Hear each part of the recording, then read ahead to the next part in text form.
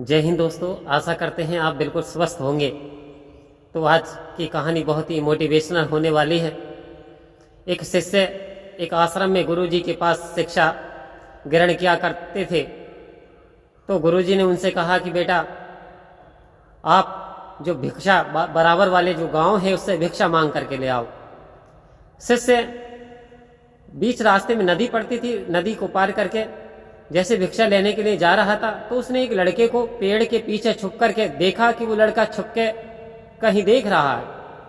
जब शिष्य वहां जाकर के उससे पूछा, भाई आप क्या देख रहे हो? तो बोले, आपको नजर नहीं आ रहा? वहां कुछ लड़कियां नहा रही थी नदी में, तो वो लड़का छुप करके देख रहा था। तो वो कहते कि आप छुप करके क्यों देख रहे हो? तो बोले, आपको इस बात का पता चल जाएगा तो फिर यानी बात ही क्या, आनंद ही कुछ और होगा। तो बोले, ऐसा कुछ है? तो आओ दोस्तों, होता क्या है, वो जो स्टूडेंट था, वो जो विद्यार्थी है, वो भी छुप करके देखने लगा। अब जब से वो नहा रही थी लड़कियां, वो छुप करके देख रहा था और देख करके भिक्षा मांग करके आ जाता था। अब उसका मन जो है उसमें अपनी पढ़ाई में नहीं लग पाता था। अब उसका मन जो ध्यान करता था वो ध्यान में नहीं टिक पा रहा था। अब उसका ध्यान तो वहीं जा रहा था। तो होता क्या है, अब वो उदास सा रहने लगा और ध्यान बटने लगा, पढ़ाई में धीरे धीरे कमजोर हो गया। आचार्य जी ने सोचा आखिर बात क्या है, तो शिष्य ने नहीं बताया। और जब आचार्य जी ने एक बार शिष्य से कहा कि बेटा लेकर के आओ भिक्षा, तो आचार्य जी पीछे पीछे गए।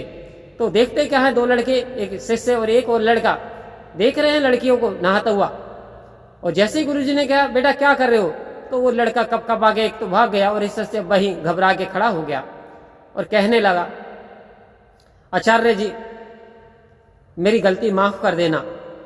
तो आचार्य जी ने समझाया कि बेटा, ये जो आप छुप करके देख रहे हो, यही आपका जो ध्यान जो वासनाओं की ओर ले जा रहा है, इस ध्यान को यहां से हटा लो।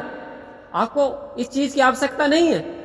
आपको ध्यान अपना कंसंट्रेट करना है, तो अपने मन को जो करना है वो खुले विचार रख करके और अपनी पढ़ाई पे ध्यान देना है, अपने चिंतन करना है। आप यह चोरी से क्यों देख रहे हो?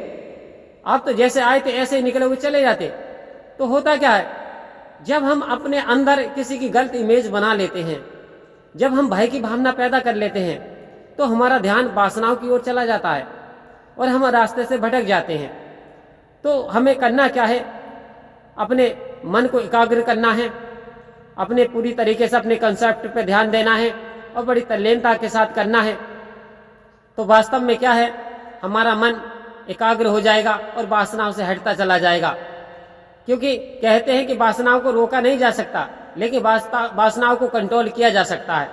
तो वासनाएं कंट्रोल हो सकती हैं यदि हम अपना ध्यान इन वासनाओं से हटा करके और अच्छे टॉपिक की ओर केंद्रित कर लें, तो वासनाओं से बच सकते हैं।